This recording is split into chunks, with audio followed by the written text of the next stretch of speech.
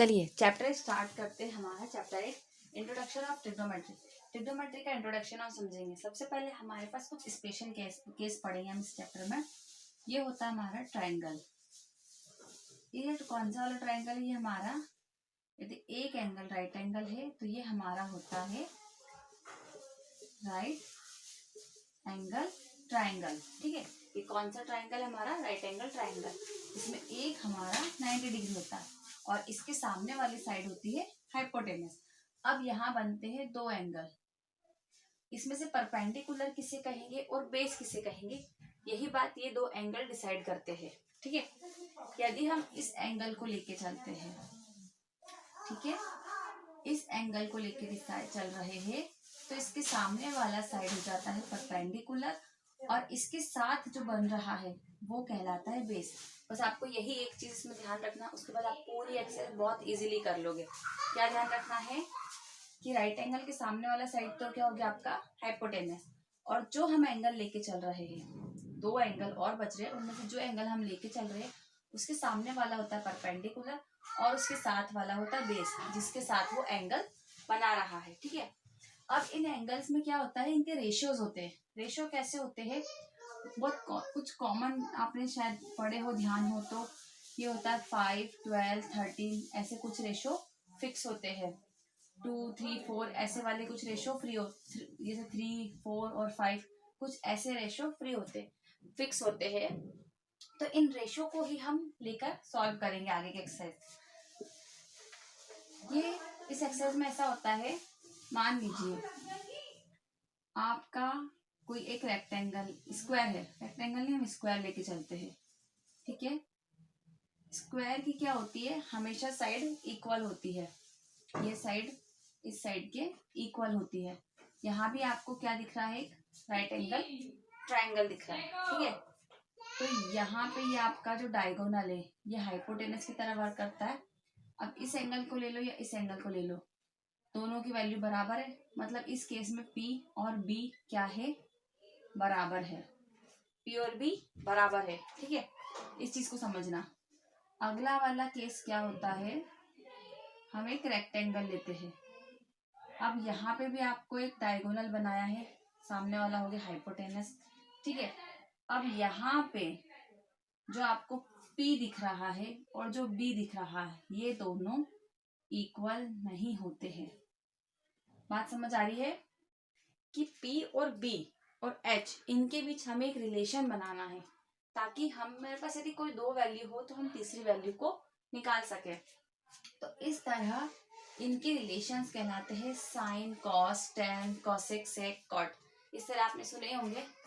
तो हम कौन कौन से रिलेशन पढ़ेंगे, साइन, कॉस और टेन। सबसे पहले ये तीन सिंपल चीजों को हम समझते हैं। ठीक है, साइन, कॉस और टेन। अब हमारा क्या था, राइट एंगल से शुरू करते हैं। वापस समझिए इन चीजों को, बस इसी चीज पे आपको ध्यान देना, बाकी पूरी एक्सरसाइज बहुत सिंपल है। बच्चे यहाँ ही कंफ्यूज होते हैं। ये हो गया आपका राइट एंगल ट्रायंगल। ठीक है, ये आपका 90 डिग्री, ये आपका हाइपोटेनस, ये हो गया आपका A, B और ये हो गया आपका C। मैंने क्या कहा था कि एंगल के सामने वाला होता है आपका परपेंडिकुलर और एंगल के साथ वाला होता है आपका बेस। ठीक है, एंगल के सामने वाला होगा परपेंडिकुलर और एंगल के साथ वाला होता है बेस। साइन क्या बोलता है कि जो भी एंगल हम ले रहे हैं, यहाँ पे आती है एक एंगल की वैल्यू, एंगल का जो नाम है, यहाँ पे क्या आता है, एंगल की वैल्यू। तो यहाँ पे ए एंगल नहीं है, ध्यान रखना इन चीजों को लिखने में। ए इस साइड, इस एंगल को हम कुछ डिग्री में हो सकता है, थीटा हो सकता है। तो अभी हम यहाँ पे साइन ए जो होगा इस साइड को ही एंगल बना के चल रही है। ये जो हमारा एंगल ए होगा वो क्या होगा, परपेंडिकुलर और हाइपोटेनस का क्या होता है, रेशियो होता है। जो एंगल की वैल्यू होगी वो किसके बराबर होगी, परपेंडिकुलर और हाइपोटेनस के रेशियो के बराबर होगी।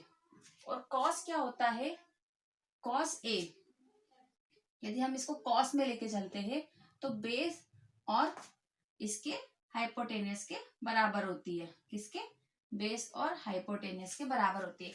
और जो टेन होता है ये होता है हमारा साइन एंगल, साइन एंगल और कॉस एंगल। ठीक है, अब हम साइन एंगल और कॉस एंगल की वैल्यू लिखते हैं P upon H upon B upon H। ठीक है, इसको थोड़ा और सिंप्लीफाई करते जाते, P अपॉन H, इसको इनवर्स करके क्या लिख सकते हैं हम, इस तरह लिख सकते हैं। इस चीज पे ध्यान देना, डिवाइड भी है और डिवाइड का भी डिवाइड है, तो हम क्या करेंगे, एक पार्ट को लेंगे और सेकंड वाला डिवाइड में है तो उसको अपोजिट करके मल्टीप्लाई कर देंगे। तो H टू H क्या होगा, हमारे कैंसल होगा, तो P अपॉन B होता है। tan की वैल्यू क्या होती है हमारी, P अपॉन B। इस तरह हमने एंगल और साइड के रेशियो के बीच एक रिलेशन निकाला है। क्लियर है? रिलेशन आपको कैसे ध्यान रखना है, जो भी एंगल हम ले रहे हैं उसके सामने वाला परपेंडिकुलर और उसके साथ वाला बेस होता है। ठीक है, अब इसको आगे एक्सरसाइज से सॉल्व करते हैं। चलिए अब इसको सवाल समझते हैं। In triangle ABC right angled at B, हमारा जो ट्राइंगल एबीसी बनेगा उसमें राइट एंगल किस पॉइंट पर रहेगा, बी। तो चलिए हम बनाते हैं हमारा ट्राइंगल एबीसी। ये आपका बी यहाँ पर हो गया, तब आप ए कुछ भी ले लीजिए, ए बी सी हमने बना दिया। ए बी कितना है, 24 सेंटीमीटर है, ए बी हो गया हमारा 24 सेंटीमीटर। बी सी कितना है हमारा 7 सेंटीमीटर, बी सी हमारा हो गया 7 centimetre. Determine sign A cos A, मतलब हमें एंगल क्या बताना है, एंगल यहाँ पर लेना है। अब आप देख रहे हो साइन और कॉस, हमें दोनों की वैल्यू चाहिए, तो दोनों में हाइपोटेनस हमें जरूर लगता है। तो हाइपोटेनस तो हमारे लिए अननोन है, ये तो हमारे लिए अननोन है, पहले हमें इसे फाइंड करना पड़ेगा। पाइथागोरस थ्योरम हम पढ़ चुके हैं, उसके अकॉर्डिंग क्या होता है, H equal to under root P square plus P square. ठीक है, hypotenuse equal to under root perpendicular का स्क्वायर प्लस बेस का स्क्वायर। ठीक है, तो हमारे पास क्या है, ये तो हो गया आपका बेस परपेंडिकुलर क्योंकि ये एंगल के सामने है, और ये हो गया आपका बेस जो कि एंगल के साथ में है।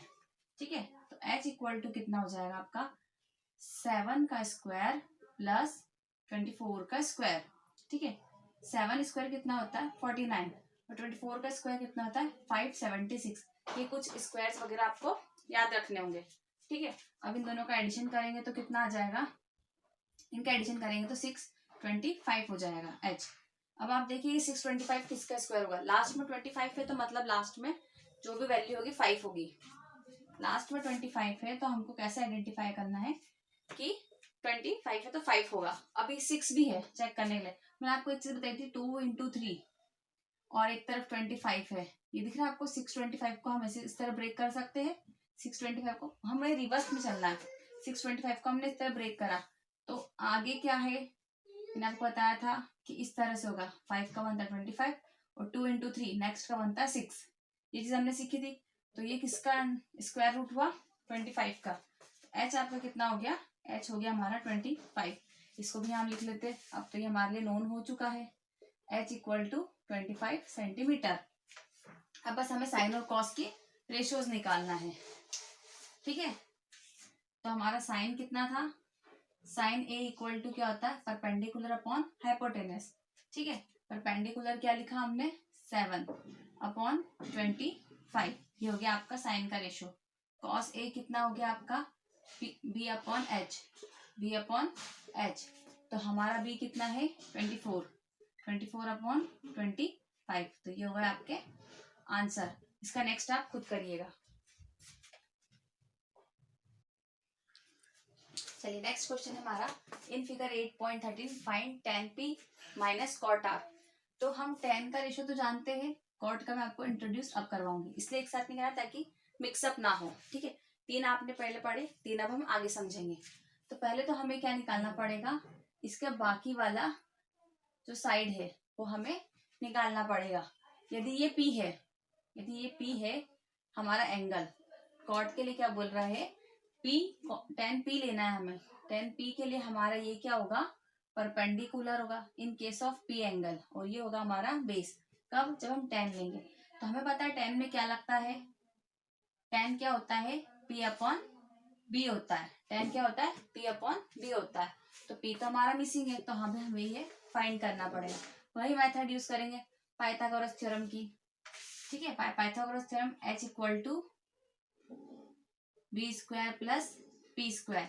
ठीक है, अब यहाँ पे हाइपोटेनस हमें दे रखा है तो हम क्या लिखेंगे 13 इक्वल टू हमारा क्या मिसिंग है, पी मिसिंग है, तो बी हमारा है 12 square plus P square. Clear है, अंडर रूट को हटाएंगे तो ये हमारा स्क्वायर बन जाएगा। ये चीज भी ध्यान है ना आपको, यदि एक साइड का अंडर रूट हट रहा है तो सेकंड साइड हमारा स्क्वायर बन जाएगा। तो ये 13 स्क्वायर हो जाएगा और ये अंडर रूट हट के 12 स्क्वायर प्लस पी स्क्वायर हो जाएगा। 13 स्क्वायर होता है 169, 12 का स्क्वायर होता है 144 और ये होता है पी स्क्वायर। इस चैप्टर में आपको एक बात और ध्यान रखनी है, कम से कम आपको 1 to 25 इतने के स्क्वायर याद रखना है।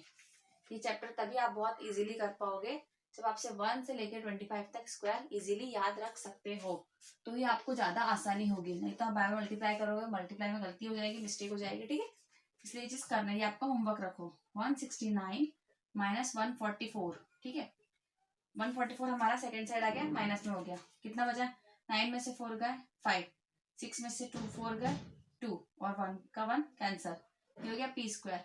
पी स्क्वायर हटाएंगे तो क्या हो जाएगा हमारा 5 आ जाएगा, पी इक्वल टू 5। अब ये स्क्वायर, हम एक चीज और है ध्यान रखने की, हमने ये स्क्वायर हटाया, स्क्वायर हटा के √25 लिखा, जब हम बाहर निकालेंगे तो प्लस माइनस 5 होता है पी। ठीक है, प्लस माइनस 5 होता है। अब क्योंकि ये लेंथ की बात कर रहे हैं, ये एक लेंथ है तो लेंथ नेगेटिव यूनिट नहीं होती है, इसलिए हम डायरेक्ट प्लस लिख रहे हैं। ये एक बारीक चीज है ध्यान रखने की। ठीक है, क्योंकि हम जब क्वाड्रेटिक सॉल्व कर रहे थे तो हमारे पास 2 वैल्यू आती थी क्वाड्रेटिक इक्वेशन में, तो हम प्लस माइनस लिख रहे थे, बट यहाँ पे लेंथ है इसलिए हम डायरेक्टली प्लस ही यूज कर रहे थे। तो पी हमारी ये वैल्यू कितनी आ गई, हमारी परपेंडिकुलर हमारा कितना आ गया 5 आ चुका है।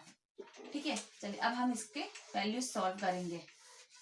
अब मैंने आपको बता दिया था tan इक्वल तो क्या होता है, परपेंडिकुलर अपॉन बेस होता है, जितना बोलोगे जितना लिखोगे उतना आपको याद होगा। अब कॉट क्या होता है, कॉट जो होता है वो होता है 1/10, कॉट होता है 10 का उल्टा। याद रखने का तरीका भी सिंपल है, दोनों के लास्ट में dt आ रहा है तो एक दूसरे के इनवर्स है। कॉट और tan क्या है, एक दूसरे के इनवर्स, मतलब कि 1/p/b, p अपॉन क्या हो जाता है b, तो इसको इस तरह लिख सकते हैं b/b। कंफ्यूज नहीं होना है आपको, एक ही याद रखना, दूसरा अपने आप याद हो जाएगा।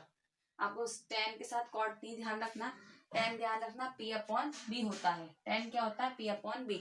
और सबसे जरूरी तो आपको सिर्फ साइन याद रखना है कि साइन का जो एंगल है, साइन का एंगल क्या होता है p/h, बस इस एक को याद रख लीजिए, बाकी अपने आप ध्यान आ जाएंगे। साइन के बाद आता है कॉस, तो कॉस में हम क्या कर देंगे, इसको बदल देंगे, क्या कर देंगे कॉस में b/h कर देंगे, ये बन गया आपका अगला। और अब उसके बाद हमारा तीसरा क्या आता है tan, tan क्या बोलता है, tan होता है साइन अपॉन कॉस, मतलब दोनों के एच हट गए तो क्या बन गया p/b।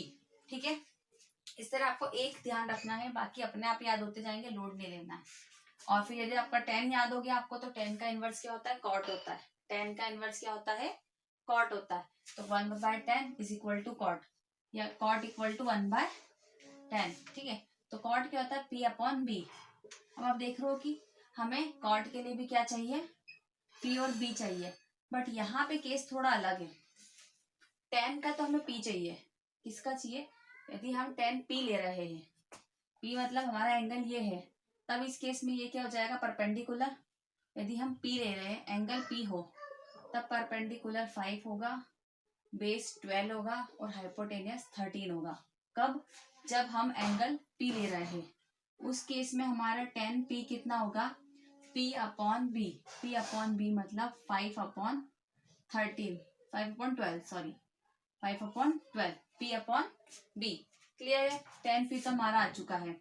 अगला हमें कॉट को माइनस करना, तो जब हम एंगल r की बात करें, यहाँ पे अब हम इसको मिटा देंगे क्योंकि हमें एंगल r लेना है। अब हम इस एंगल पर आएंगे, हमें एंगल r लेना है, तो जो एंगल r की केस है तब ये हो जाएगा आपका परपेंडिकुलर और ये हो जाएगा आपका बेस। कब, जब हम एंगल r ले रहे हैं। ठीक है, तो कॉट क्या बोलता है, कॉट r क्या होता है बेस अपॉन p, तो बेस क्या है 5, p कितना है 12। अब आप खुद देखिए कि कॉट और tan तो एक दूसरे का इनवर्स होते हैं, बट यहाँ पे एंगल भी तो बदल गए, यहाँ पे क्या होगा हमारे एंगल भी चेंज हो गए। अब हम इसको सॉल्व करेंगे, tan p minus cot r। ठीक है, 5/12 माइनस 5/12 कितना बचा 0। ये हो गया हमारा आंसर। ठीक है, ये क्या हो गया हमारा आंसर। ध्यान से समझिएगा, सिंपल चीजें हैं। थर्ड क्वेश्चन है, if sine A equal to 3/4 calculate cos A and tan A. ठीक है, साइन हमें दे रखा है, कॉस और टेन दे रखा है। यहाँ पे हमें वैल्यूज डायरेक्टली एंगल फॉर्म में दे रखी है कि ए बी इतना है, बी सी इतना है। ठीक है, हमें साइन ए दे रखा है। क्लियर है। अब हमें बनाना है एक राइट एंगल ट्राइंगल। ठीक है, और हमें साइन ए दे रखा है, तो इसकी वैल्यू तो ए नहीं है, तो राइट एंगल तो ए नहीं है। ठीक है, तो यहाँ लिख लेते हैं हम ए, ये लिख लेते हैं हम बी, और ये लिख लेते हैं हम सी। साइन ए बोल रहा है, तो यहाँ पे एंगल ए बनाना पड़ेगा। एंगल के सामने वाला हो गया आपका परपेंडिकुलर, एंगल के साथ वाला हो गया आपका बेस। ठीक है, और ये हो गया हाइपोटेनस। ठीक है, अब हमें वैल्यूज, हमें ट्राइंगल खुद बनाना है। Sine A equal to 3/4, sine A क्या होता है P/H होता है, तो P हो गया हमारा 3। ठीक है, और H हो गया हमारा कितना 4।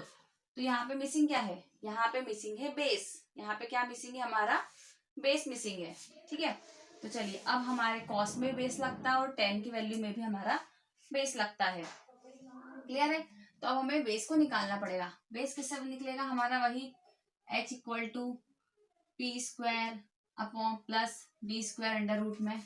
ठीक है, तो 4 इक्वल टू 3² प्लस B², ये हो जाएगा आपका स्क्वायर, बदल दिया मैंने डायरेक्टली क्योंकि हम ये चीज पहले सीख चुके हैं। यदि हमने ये रूट हटाया तो सेकंड साइड स्क्वायर हो गया, तो 4 का स्क्वायर कितना होगा 16, और ये हमने रूट भी हटा दिया है। ठीक है, अब हम रूट हटाएंगे तो कितना हो जाएगा 16 माइनस 9 इक्वल टू B²।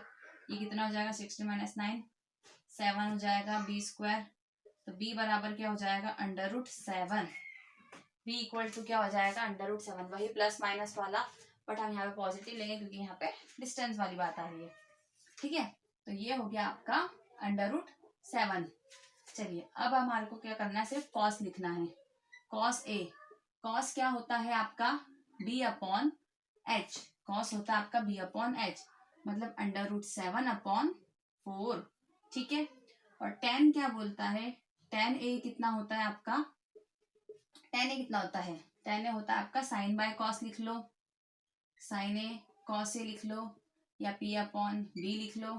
तो P कितना है आपका 3, B कितना है √7। ठीक है, तो ये आ गई आपकी वैल्यूज।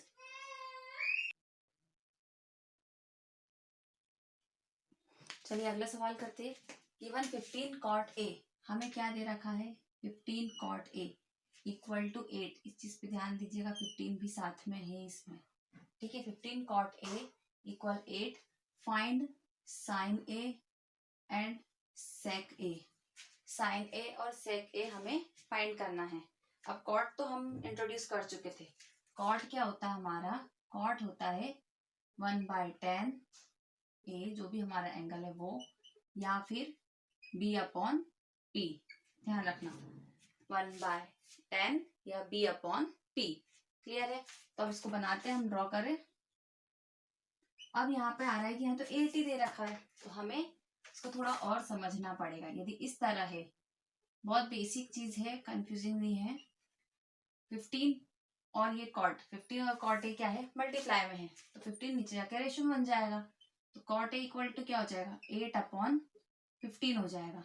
8/15 मतलब B/P। अब ए एंगल हमें एक को मानना है, चलिए इसको हम ए मान लेते हैं।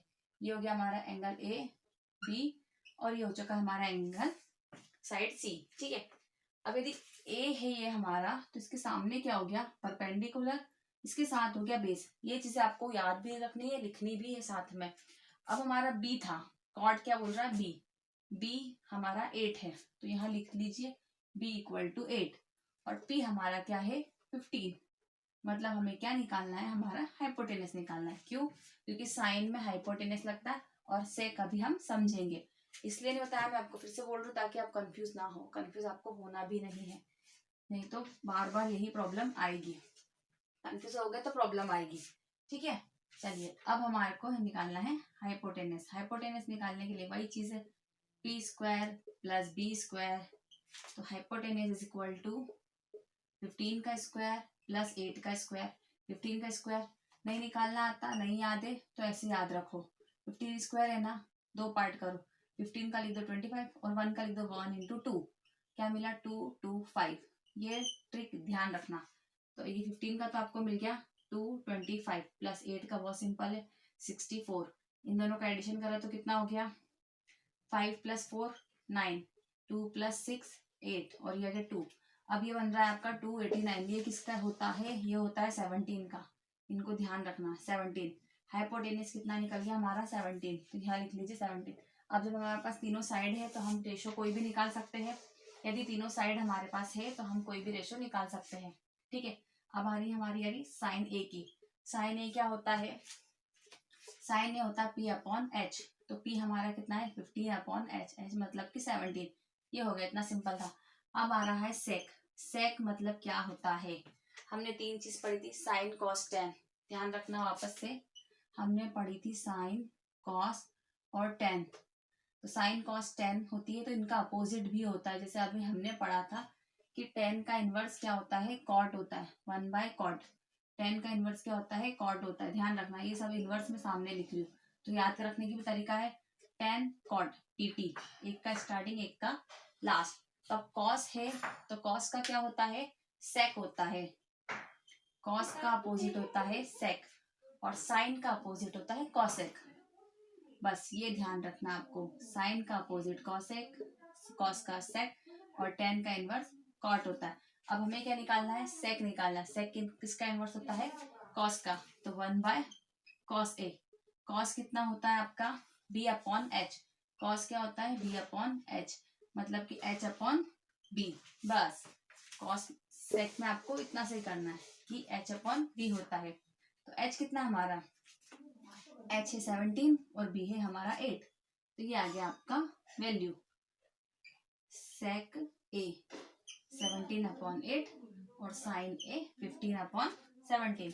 सिंपल है, कर लीजिए। सेकंड है हमारा गिवन सेक थीटा 13/12। यहाँ हमें क्या दे रखा है 13/12। ठीक है, हमें कैलकुलेट क्या करना है, ऑल अदर ट्रिग्नोमेट्रिक रेशियोज। इसके बाद जो भी 5 रेशियो बच रहे हमें वो हमारे लिए फाइंड करना है। आप क्या बोल रहा है सेक, चलिए बनाते हैं हमारा ट्राइंगल। ट्राइंगल बन गया, ये हमारा थीटा हो गया, यहाँ रख दो हमारा थीटा। ठीक है, थीटा ये हो गया हमारा, थीटा ये है तो सामने क्या आ गया परपेंडिकुलर, साथ में क्या हो गया बेस, ये हो गया हाइपोटेनस। सेक क्या होता है, सेक थीटा किसका अपोजिट होता है, याद करना है आपको। सेक होता है आपका कॉस का, किसका अपोजिट होता है, कॉस का। और कॉस का अपोजिट क्या होता है, H/B। कॉस का अपोजिट क्या होगा, H/B। तो H आपका हो गया कितना 13 और B कितना हो गया आपका 12। मतलब कि हमें ये P फाइंड करना है। चलिए P फाइंड करेंगे किस तरह से, वही H = √P² + P²। ठीक है, कितना हो गया हमारा ये 12² + P² और H है हमारा 13। अब 13 को स्क्वायर कर देंगे और रूट को हटा देंगे तो कितना हो जाएगा आपका 169। 13 का स्क्वायर डायरेक्ट लिख रही हूँ मैं 169 और 12 का स्क्वायर 144 + P²। मैं आपको बोल चुकी कुछ रेशो फिक्स होते हैं जो बार बार पूछे जाते हैं, ये हम पहले सॉल्व कर चुके हैं। इसका आएगा आपका कितना 25 P² और P = कितना आ जाएगा 5। ये 5 12 13 ये कुछ फिक्स रेशो होते हैं, इनको आप याद भी रख लोगे तो आगे 1 मार्कर में ये काम आएंगे। 1 मार्कर 2 मार्कर के क्वेश्चन में डायरेक्ट ऑब्जेक्टिव में आता है तो आप ऑब्जेक्टिव में कर सकते हो। तीसरा साइड क्या होगा, कोई भी रेशो हम बता सकते हैं। ठीक है, तो अब इसके बाद के सारे रेशो आप कर सकते हो। हमने एक रेशो पढ़ चुके हैं, बस मैं आपको एक बार बता दूं, कॉसेक। कॉसेक थीटा होता है 1/sin। ये छठा वाला हमारा जो है उसको भी हम इंट्रोड्यूस कर लेते हैं। ये किसके बराबर होता है, ये होता है 1/sin के, मतलब कि H/P के। किसके बराबर होता है, H/P। इसको भी आप याद रख लेना। तो हमने 3 तो वैसे समझ लिए और बाकी के जो 3 थे वो हमने इन 5 सवालों को सॉल्व करते टाइम समझ लिए। इनके ट्रिक आप रेशियोज खुद फाइंड करिएगा। आगे के सवाल हम करते हैं। क्वेश्चन नंबर 6 है, if angle A and angle B are acute angle. Angle A और एंगल B क्या है, एक्यूट एंगल है। Such that cos A = cos B।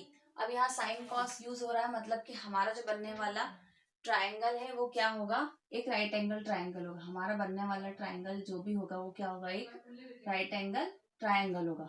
ठीक है, cos A equal cos B, then show that angle A and angle B equal है। तो ये हो गया हमारा एंगल A, ये हो गया हमारा एंगल B, और ये हो गया हमारा 90 डिग्री पे एंगल C। ठीक है, ये हमारा ट्राइंगल हो गया। अब हमें क्या कंडीशन दे रखी, cos A equal cos B है। क्या है हमारा गिवन, सॉल्व करने में हमें ध्यान रखना है, cos A equal cos B। cos theta की वैल्यू क्या होती है, cos जो भी हम एंगल ले रहे हैं वो होता है B अपॉन H। ठीक है, तो cos A, हम जब A की बात कर रहे हैं, cos A की कंडीशन में हम यहाँ पे cos A देख रहे हैं, सामने वाला परपेंडिकुलर हुआ, साथ वाला बेस हुआ। तो बेस क्या हो गया इस केस में AC, इस केस में AC हो गया, और हाइपोटेनस हो गया हमारा AB। तो हमने इस cos A को हमने रेशो के फॉर्म में लिख दिया। cos B के लिए हम क्या लिखेंगे, यदि हम cos B ले रहे हैं तो बेस क्या हो गया हमारा BC, बेस हो गया हमारा BC, और हाइपोटेनस हो गया हमारा AB। अब इससे हमें क्लियर है कि AC इक्वल टू BC। इसका मतलब ये है कि इसका परपेंडिकुलर और बेस दोनों बराबर है। चलो, एक हमने कंक्लूजन ये निकाला, इसको लिख दीजिए पॉइंट 1। अब हम चलते हैं tan पर, हम tan A की वैल्यू निकालते हैं। किसकी वैल्यू निकालते हैं, tan A। tan A क्या होता है, base upon perpendicular upon base होता है। क्या होता है हमारा tan, ये भी ध्यान रखना, tan थीटा कितना होता है, परपेंडिकुलर अपॉन बेस। तो यदि हम A ले रहे हैं तो इसका परपेंडिकुलर क्या हो गया BC, का परपेंडिकुलर हो गया BC, और हमारा बेस क्या हो गया AC। ठीक है, तो ये हो गया हमारा BC अपॉन AC। ध्यान देना, हमने tan A की वैल्यू निकाल ली है। ठीक है, हमने किसकी वैल्यू निकाल ली है, tan A की। ठीक है, अब हमें दिख रहा है फ्रॉम वन में क्या दे रखा है, BC और AC दोनों बराबर है, दिख रहा है। तो हम यहाँ लिख सकते हैं tan A equal to AC upon AC। ठीक है, सॉल्व करके कितना आया 1, मतलब कि जो tan A है उसकी न्यूमेरिकल वैल्यू कितनी हो गई 1। अब आप आगे जाके पढ़ोगे तो हमें इनकी एंगल्स की वैल्यू भी सॉल्व करेंगे। यदि tan कोई डिग्री में एंगल है तो उसकी क्या वैल्यू होती है। नेक्स्ट एक्सरसाइज जो हमारी है एक्सरसाइज 8.2, इस पे ध्यान दीजिएगा। इसमें हम पढ़ेंगे कुछ स्पेसिफिक डिग्रीज, कुछ स्पेसिफिक एंगल्स के बारे में, जैसे sin 30, cos 30, 60, 45, इस तरह। तो हम आगे ये भी पढ़ेंगे कि tan 45 डिग्री इक्वल टू होता है 1। ध्यान देना इस बात पे कि tan 45 डिग्री होता है 1। तो ये जो tan A निकला है हमारा, मतलब कि tan 45 डिग्री इक्वल टू 1। तो जो हमारा A एंगल है वो कितना है, एंगल A हमारा है 45 डिग्री। एंगल A कितना है हमारा, एंगल A जो है हमारा 45 डिग्री है। ध्यान देना इस बात पे। अब हमारे पास पता चल गया है कि एक एंगल तो हो गया 90 डिग्री, क्योंकि ये राइट एंगल है। एंगल A हमारा कितना आ चुका है 45 डिग्री।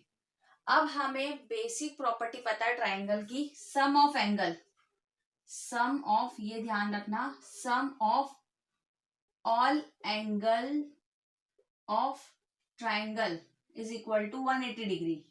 ये बेसिक प्रॉपर्टी है कि ट्राइंगल के जितने भी एंगल्स होते हैं उन सब का एडिशन कितना होता है, 180 डिग्री होता है।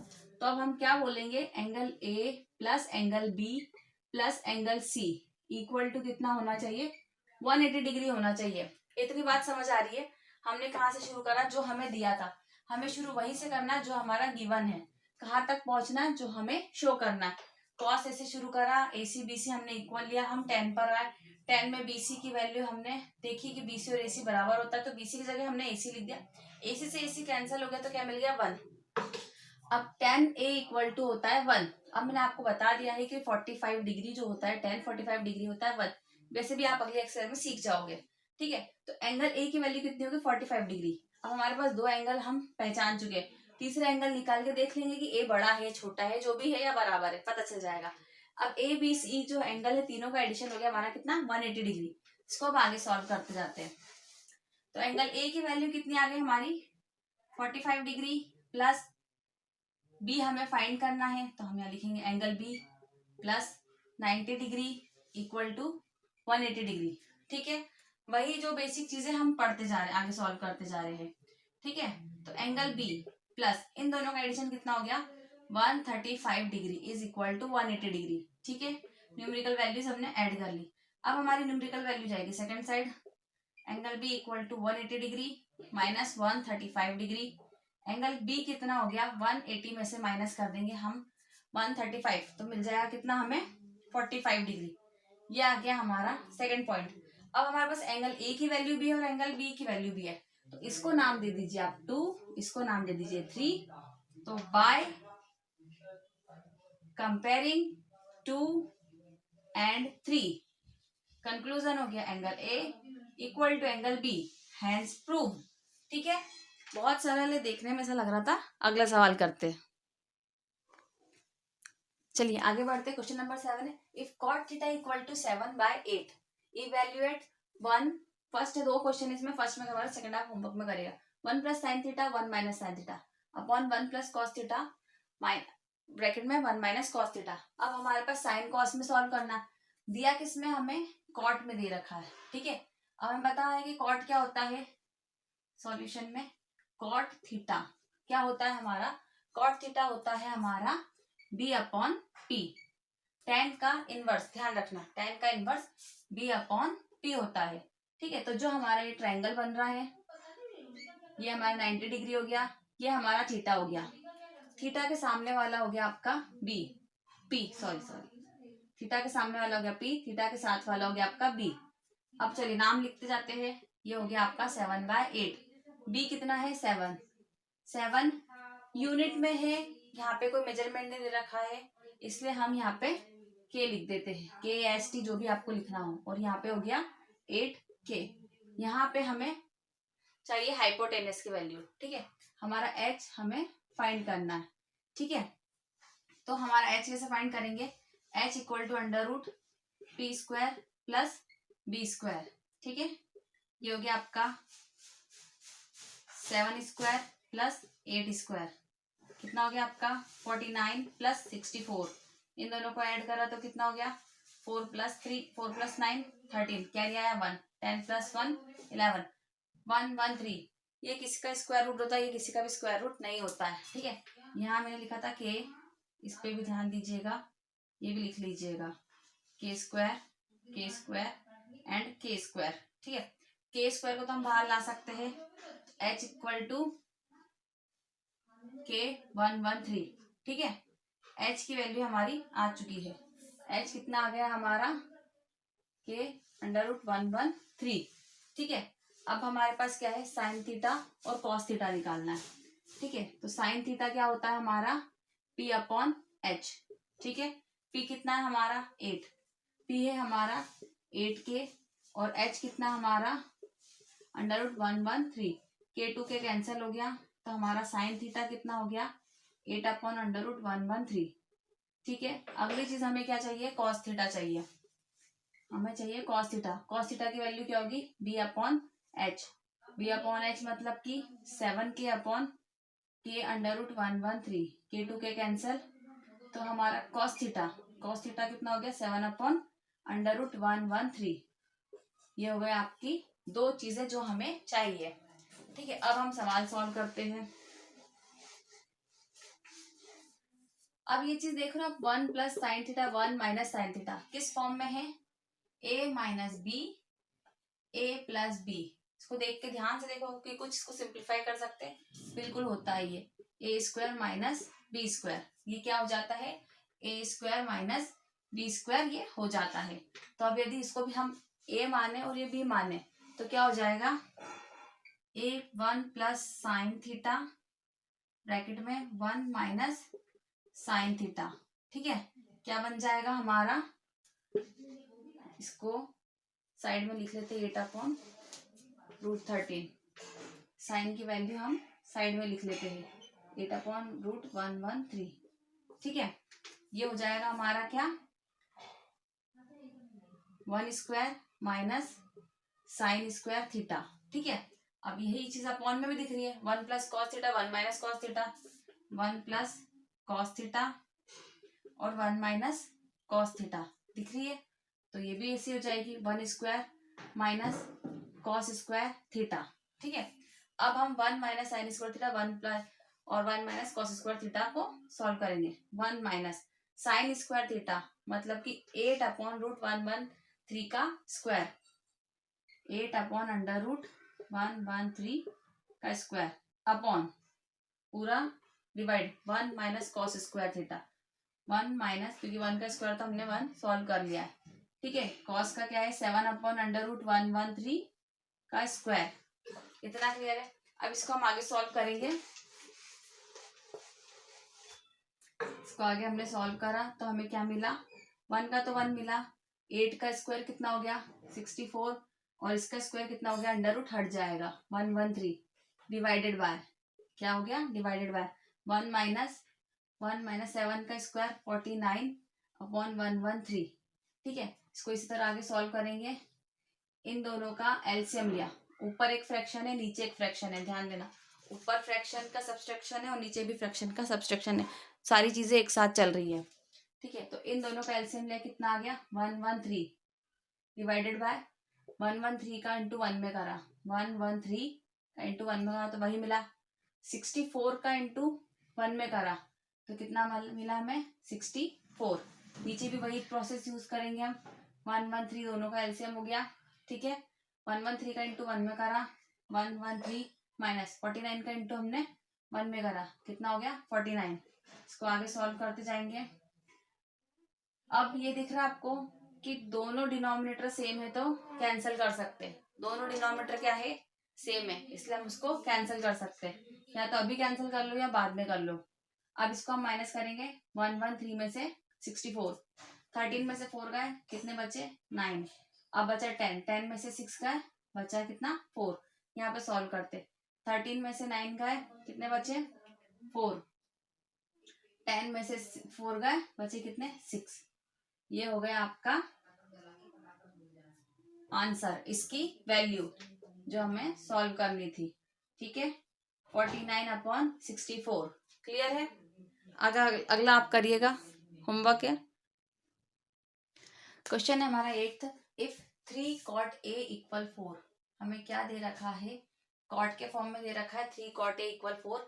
Check whether 1 minus tan square A upon 1 plus tan square A equal to cos square A minus sin square A और नॉट।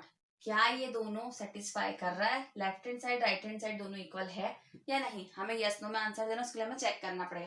पहले क्या दे रखा है हमें, सॉल्यूशन में हम स्टार्ट करेंगे 3 cot A से।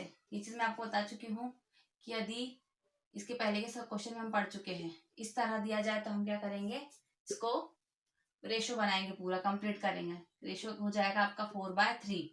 किसके फॉर्म में, कॉट के फॉर्म में। चलो अब ट्राइंगल पे आ जाओ अपने। सबसे पहले आपको ट्राइंगल ही बनाना है। ये आ गया आपका एंगल ए, इसको नाम दे दो ए बी और ये हो गया आपका सी। अब क्या है एंगल ए, कॉट क्या होता है, कॉट होता है हमारा B/P। तो एंगल के सामने वाला हो गया आपका P, एंगल के साथ वाला हो गया D। मैं हर बार इसलिए बोलती हूँ ताकि बोल बोल के सुन सुन के याद होता जाए। ठीक है, तो B हो गया आपका 4, B की वैल्यू कितनी हो गई 4 और P की वैल्यू कितनी हो गई 3। अब कुछ ट्राइंगल्स होते हैं जिनके हाइपोटेनस और ये परपेंडिकुलर बेस फिक्स होते हैं, जैसे 3 4 5। ये बहुत कॉमन होता है, इसको आप निकाल लीजिएगा, मैं आपको डायरेक्ट बता रही हूँ। हाइपोटेनस क्या होगा इसका 5 होगा। चलिए अब आगे सवाल पे ध्यान देते हैं। सवाल में हमारा क्या है 10 है। सबसे पहले तो हम वो सब सॉल्व कर लेते जो हमें जरूरत है। स्टार्टिंग करते हैं हम साइन ए से। साइन क्या बोलता है हमारा P/H होना चाहिए, 3/5 होना चाहिए। ठीक है, अगला हमारा क्या है, कॉस भी यूज हो रहा है तो कॉस ए निकाल लेते। कॉस ए क्या बोलता है हमारा B/H होना चाहिए, क्या होना चाहिए B/H। तो B कितना है हमारा 4/5 होना चाहिए। ठीक है, और tan क्या होता है, tan होता है sin/cos। दोनों चीज इसलिए बता रहे ताकि आगे कहीं ना कहीं दिमाग में रहे तो याद आती रहे। sin/cos होता है और क्या होता है P/V होता है। तो P कितना है आपका 3 और B कितना है आपका 4। ठीक है, तो हमारी जो भी रिक्वायर्ड चीजें थी 1 2 3 तीनों हमारे पास मौजूद है, चौथी हमें दे रखी थी, बस वैल्यू रखना, सॉल्व करना है। तो हम पहले चलते हैं लेफ्ट हैंड साइड पर। लेफ्ट हैंड साइड क्या है, 1 माइनस टेन स्क्वायर ए अपॉन 1 प्लस टेन स्क्वायर ए। ठीक है, तो 1 माइनस टेन का स्क्वायर लेना, हमें टेन का क्या लेना, टेन स्क्वायर ए, 3/4 का स्क्वायर। यहाँ ध्यान से सवाल करना है। 1 प्लस, साइन ध्यान रखना, 1 प्लस है वही सेम टेन स्क्वायर ए। ये भी ध्यान रखना है कि यहाँ पे बदल जाते, ए का बी हो जाता, सी हो जाता, कुछ भी हो सकता है, तो दोनों ए है तो वही आएगा 3/4 ए स्क्वायर। ठीक है, अब इसको आगे सॉल्व करेंगे हम, तो क्या हो जाएगा, इक्वल लेके चलते हैं। 1 माइनस 3 का स्क्वायर 9, 4 का स्क्वायर 16, यहाँ पे 1 प्लस 3 का स्क्वायर 9, 4 का स्क्वायर 16। ठीक है, इतना समझ आ रहा है अपना, 3 का स्क्वायर 9, 4 का 16, 3 का 9, 4 का 16। अब इसको आगे हम सॉल्व करेंगे। ठीक है,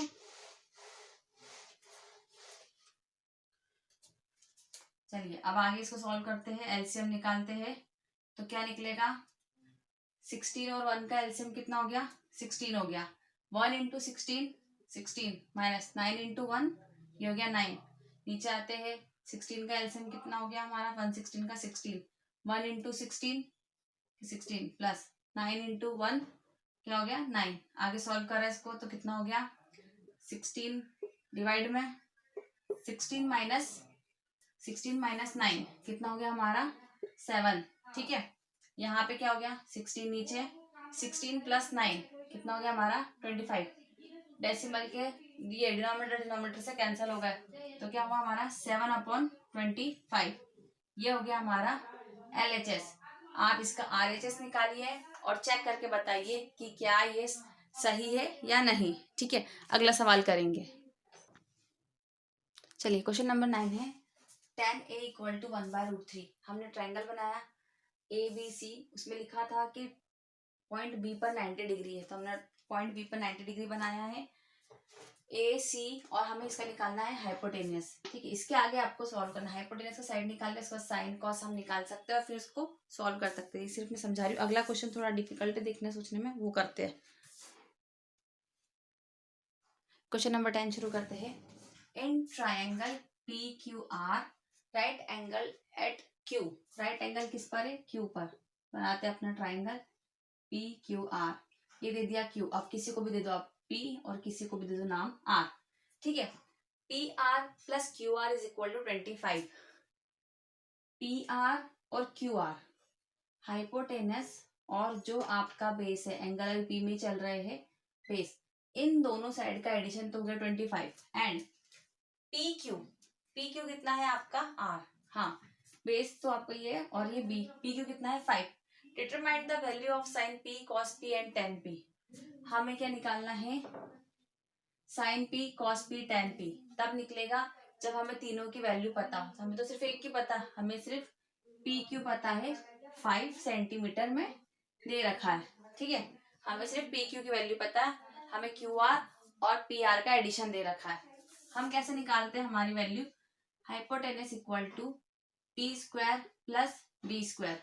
ठीक है, अब यदि हम इसको इस तरह लिखे, पहले चीज जो हमारा गिवन है PR plus QR equal to 25, यदि हम इसको PR के फॉर्म में लिख दें तो ये हो जाएगा 25 माइनस QR। जहां जहां हमारा PR यूज होगा वहां वहां हम QR यूज करेंगे, और PR हमारा क्या है, PR है हमारा हाइपोटेनियस। इसको थोड़ा और अच्छे से लिख लेते हैं, hypotenuse equal to 25 minus QR हमारा क्या है, परपेंडिकुलर। ठीक है, इतना क्लियर हो गया।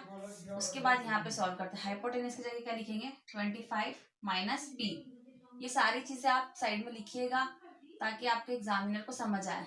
ठीक है, P square plus P square की हम वैल्यू लिख सकते हैं, P square plus P square unknown है, B स्क्वायर की वैल्यू पता हमें 5 का स्क्वायर।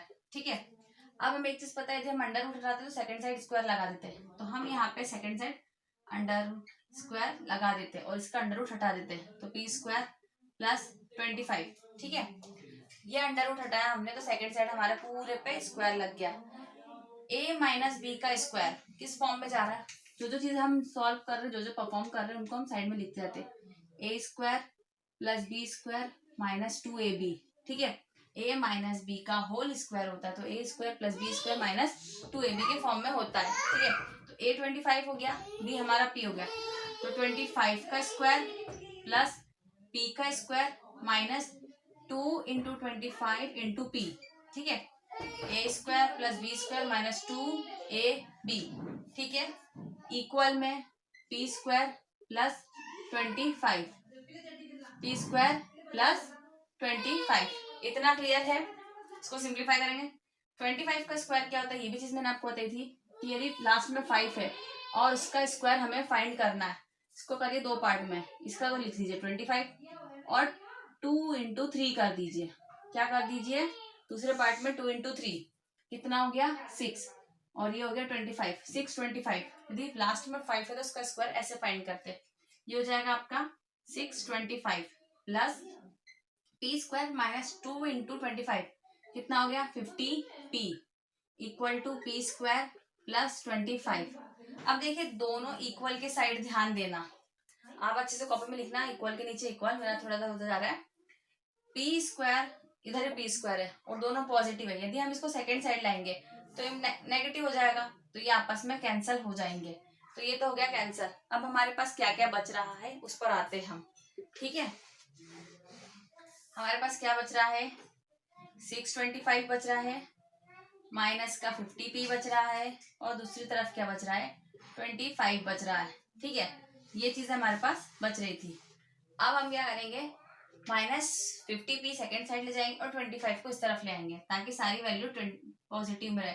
ये नेगेटिव पॉजिटिव है तो क्या हो गया नेगेटिव, माइनस हो गया, ये पॉजिटिव था ऐसा कैसा सेकेंड साइड गया। 625 में से 25 गए तो कितने बचे 600, ये हो गया आपका 50p। p की वैल्यू निकाले तो 50 को डिवाइड कर देंगे, 600 divided by 50 equal to p, 0 से 0 कैंसिल हो गया, 5 1 जा 5 एंड 5 12 जा 60। तो 12 किसकी वैल्यू हो गई p की, ध्यान देना b था 5, p आ गया हमारा 12। जब p आ चुका है तो h भी आ जाएगा। 25 माइनस 12, 25 माइनस 12 कितना हो जाएगा 13, तो h हमारा कितना हो गया, h हमारा हो गया 13। अब हमारे पास तीनों साइड है तो हम कोई भी रेशो निकाल सकते हैं किसी भी एंगल के साथ, ठीक है। तो इसके आगे साइन कॉस p, आप इसको सॉल्व करिए, बस इतना सिंपल था ये। अगला सवाल करेंगे। आगे बढ़ने से पहले एक बात कहना चाहूंगी, प्लीज यदि आपको वीडियो पसंद आया तो लाइक कीजिए और अपने फ्रेंड्स में शेयर कीजिए, और यदि आपने चैनल को अब तक सब्सक्राइब नहीं किया है तो प्लीज सब्सक्राइब कीजिए।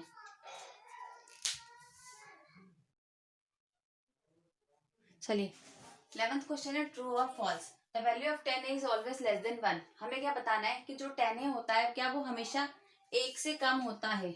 अब एक छोटा सा एग्जांपल देख लीजिए, हमेशा बोला है, मैंने क्या बोला ऑलवेज, हो सकता है कभी कम हो, हमें वो केस बताना है जिसमें 1 से ज्यादा हो सकता है। इस तरह हम एक ट्रायंगल बनाते हैं, बहुत कॉमन रेशियो है तो 3 4 5 के। यदि ये हमारा एंगल ए है तो ये क्या हो गया परपेंडिकुलर, ये हो गया आपका बेस। tan की वैल्यू क्या हो गई, tan a हो गया यहाँ पे 4/3। इसको हम सॉल्व करेंगे पॉइंट में तो 1 पॉइंट समथिंग आएगा, क्या आ जाएगा आपका 1.3, ठीक है। तो ये हमेशा 1 से कम नहीं हो सकता। हाँ कभी ये 3 होता है, ये 4 होता है, ये आपका एंगल होता, तो उस केस में हाँ ये 3/4 होता, ये लेस देन 1 होता, बट ये क्या है ग्रेटर देन 1, तो इसका क्या हो जाएगा, ये हो जाएगा फॉल्स। इस तरह आपको आपके आंसर जस्टिफाई करना है, ठीक है। Thank you.